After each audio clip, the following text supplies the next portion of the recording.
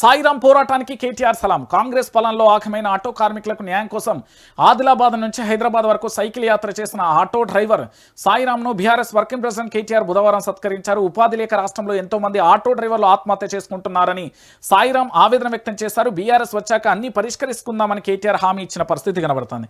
ఇది ప్రస్తుతానికి సంబంధించి రాష్ట్రంలో బలమైన చర్చగా కొనసాగుతుంది. ఎందుకంటే తెలంగాణ రాష్ట్రంలో మొత్తం ఆటోల సంఖ్య ఎంత, దాంతోపాటు ఇప్పటి వరకు కాంగ్రెస్ ప్రభుత్వం అధికారంలోకి వచ్చినప్పటి నుండి చనిపోయిన ఆటో కార్మికుల ఏది సంఖ్య ఎంత, దాంతోపాటు వాళ్ళ యొక్క ప్రధాన డిమాండ్ ఏంటిది, ఎందుకోసం ఆటోకు సంబంధించి రోజు రోజుకు పేదరికంగా మారిపోతుంది అనేది కూడా చూద్దాం. తెలంగాణ రాష్ట్ర వ్యాప్తంగా కూడా సాయిరాం లాంటి అంటే ఆటో కార్మికులకు సంబంధించి మనం గతంలో చూసాం. ప్రభుత్వం అధికారంలోకి వచ్చిన సంబంధి దాదాపుగా ఏది ఆర్టీఏ అంటే తెలంగాణ రాష్ట్ర రవాణా శాఖకు సంబంధించిన గణాంకాల ప్రకారం 5.1 లక్షల పైగా కూడా ఆటోలు అయితే రిజిస్టర్డ్ అయి ఉన్నాయి తెలంగాణ రాష్ట్ర వ్యాప్తంగా ఆర్టీఏ ప్రకారం, రూల్స్ ప్రకారం. అయితే కాంగ్రెస్ ప్రభుత్వం అధికారంలోకి వచ్చిన తర్వాత ఫ్రీ బస్ ఎఫెక్ట్తోని చాలా వరకు కూడా ఇబ్బంది ఏర్పడుతుంది. ఎందుకంటే ఇటు దాదాపుగా అంటే అధికారంలో వచ్చినప్పుడు తీవ్రమైన ఆర్థిక ఇబ్బందులు కానీ అప్పుల భారంగా తట్టుకోలేక సుమారు అంటే బీఆర్ఎస్ పార్టీ చెప్పిన ప్రకారం లేదా ఇతర పార్టీలు చెప్పిన ప్రకారం 162 నుంచి 168 మంది ఆటో డ్రైవర్లు తమ యొక్క జీవితాలను అయితే ఆత్మహత్య చేసుకున్న పరిస్థితి కనబడుతుంది.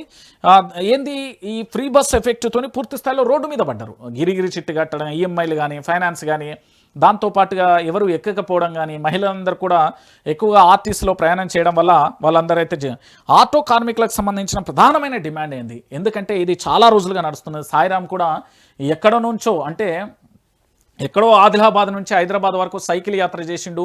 దీన్ని కేటీఆర్ ఎందుకు పూర్తి స్థాయిలో సత్కరించాడు అంటే బీఆర్ఎస్ పార్టీ వెన్నుదండగా ఉంటుంది ఆటో కార్మికులకు సంబంధించిన సంక్షేమ బోర్డు ఏర్పాటు చేయడానికి. ఎందుకంటే ఆటో డ్రైవర్ల సంక్షేమం కోసం వెల్ఫేర్ బోర్డును ఏర్పాటు చేయాలని వాళ్ళు చాలా రోజులుగా డిమాండ్ చేస్తున్నారు. దాంతోపాటు ఆటో కార్మికులకు సాయం అంటే జీవన వృత్తి అంటే ఎన్నికల సమయంలో హామీ ఇచ్చినట్టుగా ప్రతి ఆటో డ్రైవర్కు ప్రతి ఏటా 12,000 నుంచి 15,000 వరకు కూడా నష్టపరిహారం లేదా ఆర్థిక సాయం అందిస్తామని కాంగ్రెస్ పార్టీ చెప్పింది. ఆ చెప్పిన హామీని అమలు చేయాలంటూ ఆటో కార్మికులకు సంబంధించి ఆందోళన వ్యక్తం చేయడం.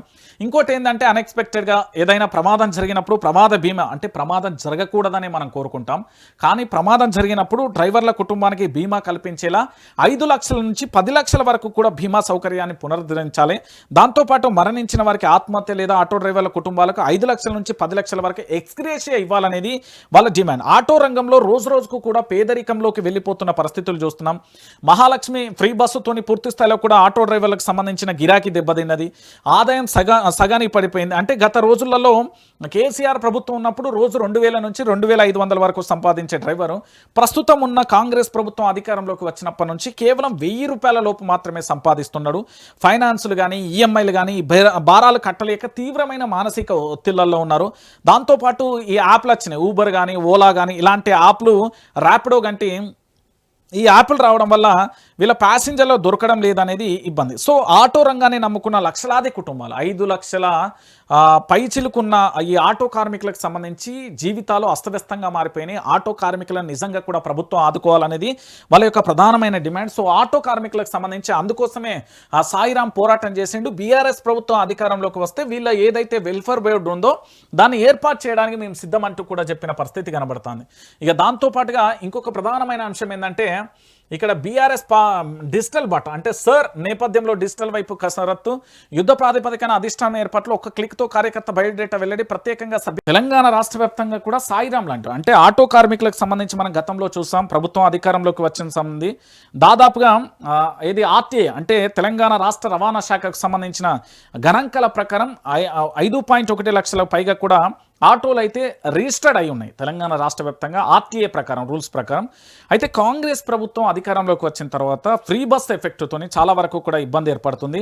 ఎందుకంటే ఇటు దాదాపుగా అంటే అధికారంలో వచ్చినప్పుడు తీవ్రమైన ఆర్థిక ఇబ్బందులు కానీ అప్పుల భారంగా తట్టుకోలేక సుమారు అంటే బీఆర్ఎస్ పార్టీ చెప్పిన ప్రకారం లేదా ఇతర పార్టీలు చెప్పిన ప్రకారం 162 నుంచి 168 మంది ఆటో డ్రైవర్లు తమ యొక్క జీవితాలను అయితే ఆత్మహత్య చేసుకున్న పరిస్థితి కనబడుతుంది. ఏంది ఈ ఫ్రీ బస్ ఎఫెక్ట్తో పూర్తి స్థాయిలో రోడ్డు మీద పడ్డారు. గిరిగిరి చిట్టు కట్టడం, ఈఎంఐలు కానీ, ఫైనాన్స్ కానీ, దాంతోపాటుగా ఎవరు ఎక్కకపోవడం కానీ, మహిళలందరూ కూడా ఎక్కువగా ఆర్టీసీలో ప్రయాణం చేయడం వల్ల వాళ్ళందరూ అయితే ఆటో కార్మికులకు సంబంధించిన ప్రధానమైన డిమాండ్ ఏంది, ఎందుకంటే ఇది చాలా రోజులుగా నడుస్తున్నది. సాయిరాం కూడా ఎక్కడ నుంచో అంటే ఎక్కడో ఆదిలాబాద్ నుంచి హైదరాబాద్ వరకు సైకిల్ యాత్ర చేసిండు. దీన్ని కేటీఆర్ ఎందుకు పూర్తి స్థాయిలో సత్కరించాడు అంటే బీఆర్ఎస్ పార్టీ వెన్నుదండగా ఉంటుంది ఆటో కార్మికులకు సంబంధించిన సంక్షేమ బోర్డు ఏర్పాటు చేయడానికి. ఎందుకంటే ఆటో డ్రైవర్ల సంక్షేమం కోసం వెల్ఫేర్ బోర్డును ఏర్పాటు చేయాలని వాళ్ళు చాలా రోజులుగా డిమాండ్ చేస్తున్నారు. దాంతోపాటు ఆటో కార్మికులకు సాయం అంటే జీవన భృతి అంటే ఎన్నికల సమయంలో హామీ ఇచ్చినట్టుగా ప్రతి ఆటో డ్రైవర్కు ప్రతి ఏటా 12,000 నుంచి 15,000 వరకు కూడా నష్టపరిహారం లేదా ఆర్థిక సాయం అందిస్తామని కాంగ్రెస్ పార్టీ చెప్పింది. ఆ చెప్పిన హామీని అమలు చేయాలంటూ ఆటో కార్మికులకు సంబంధించి ఆందోళన వ్యక్తం చేయడం. ఇంకోటి ఏంటంటే అన్ఎక్స్పెక్టెడ్గా ఏదైనా ప్రమాదం జరిగినప్పుడు ప్రమాద బీమా అంటే ప్రమాదం జరగకూడదని మనం కోరుకుంటాం, కానీ ప్రమాదం జరిగినప్పుడు డ్రైవర్ల కుటుంబానికి బీమా కల్పించేలా 5 లక్షల నుంచి 10 లక్షల వరకు కూడా బీమా సౌకర్యాన్ని పునరుద్ధరించాలి. దాంతోపాటు మరణించిన వారికి ఆత్మహత్య లేదా ఆటో డ్రైవర్ల కుటుంబాలకు 5 లక్షల నుంచి 10 లక్షల వరకు ఎక్స్గ్రేషియా ఇవ్వాలనేది వాళ్ళ డిమాండ్. ఆటో రంగంలో రోజు రోజుకు కూడా పేదరికంలోకి వెళ్ళిపోతున్న పరిస్థితులు చూస్తున్నాం. మహాలక్ష్మి ఫ్రీ బస్సుతోని పూర్తి స్థాయిలో కూడా ఆటో డ్రైవర్లకు సంబంధించిన గిరాకీ దెబ్బతిన్నది, ఆదాయం సగానికి పడిపోయింది. అంటే గత రోజులలో కేసీఆర్ ప్రభుత్వం ఉన్నప్పుడు రోజు 2,000 నుంచి 2,500 వరకు సంపాదించే డ్రైవరు ప్రస్తుతం ఉన్న కాంగ్రెస్ ప్రభుత్వం అధికారంలోకి వచ్చినప్పటి నుంచి కేవలం 1,000 రూపాయల లోపు మాత్రమే సంపాదిస్తున్నాడు. ఫైనాన్సులు కానీ ఈఎంఐలు కానీ భారాలు కట్టలేక తీవ్రమైన మానసిక ఒత్తిళ్లలో ఉన్నారు. దాంతోపాటు ఈ యాప్లు వచ్చినాయి, ఊబర్ కానీ ఓలా కానీ ఇలాంటి యాప్లు, ర్యాపిడో కంటే ఈ యాప్లు రావడం వల్ల వీళ్ళ ప్యాసింజర్లు దొరకడం లేదనేది ఇబ్బంది. సో ఆటో రంగాన్ని నమ్ముకున్న లక్షలాది కుటుంబాలు 5 లక్షల పైచిలుకున్న ఈ ఆటో కార్మికులకు సంబంధించి జీవితాలు అస్తవ్యస్తంగా మారిపోయినాయి. ఆటో కార్మికులను నిజంగా కూడా ప్రభుత్వం ఆదుకోవాలనేది వాళ్ళ యొక్క ప్రధానమైన డిమాండ్. సో ఆటో కార్మికులకు సంబంధించి అందుకోసమే సాయిరాం పోరాటం చేసిండు. బీఆర్ఎస్ ప్రభుత్వం అధికారంలోకి వస్తే వీళ్ళ ఏదైతే వెల్ఫేర్ బోర్డు ఉందో దాన్ని ఏర్పాటు చేయడానికి మేము సిద్ధమంటూ కూడా చెప్పిన పరిస్థితి కనబడుతుంది. ఇక దాంతోపాటుగా ఇంకొక ప్రధానమైన అంశం ఏంటంటే ఇక్కడ బీఆర్ఎస్ డిజిటల్ బట్ అంటే సర్ నేపథ్యంలో డిజిటల్ వైపు కసరత్తు, యుద్ధ ప్రాతిపదికన అధిష్టానం ఏర్పాట్లు, ఒక్క క్లిక్తో కార్యకర్త బయోడేటా వెల్లడి, ప్రత్యేకంగా